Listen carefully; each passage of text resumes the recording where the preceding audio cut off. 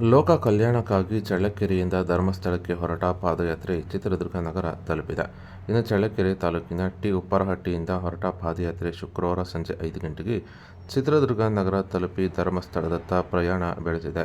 ಇನ್ನು ಸುಮಾರು 19 ಮಂದಿ ಧರ್ಮಸ್ಥಳಕ್ಕೆ ಹೊರಟಿದ್ದು, ಲೋಕ ಕಲ್ಯಾಣಕ್ಕಾಗಿ ಈ ಒಂದು ಧರ್ಮಸ್ಥಳ ಮಂಜುನಾಥನ ಸನ್ನಿಧಿಗೆ ಪಾದಯಾತ್ರೆ ಹೊರಟಿದ್ದು, ವಿಶೇಷವಾಗಿ ಶಿವರಾತ್ರಿ ಹಬ್ಬದ ಪ್ರಯುಕ್ತ ಸತತ 4ನೇ ವರ್ಷ ಈ ಒಂದು ಪಾದಯಾತ್ರೆ ಹೊರಟಿದ್ದು, ಶಿವರಾತ್ರಿ ದಿನದಂದು ಶ್ರೀ ಮಂಜುನಾಥ ಸ್ವಾಮಿ ದೇವರಲ್ಲಿ ಇವರು ಲೋಕ ಕಲ್ಯಾಣಕ್ಕಾಗಿ ವಿಶೇಷ ಪೂಜೆ ಸಹ ಸಲ್ಲಿಕೆ ಮಾಡಲಿದ್ದಾರೆ.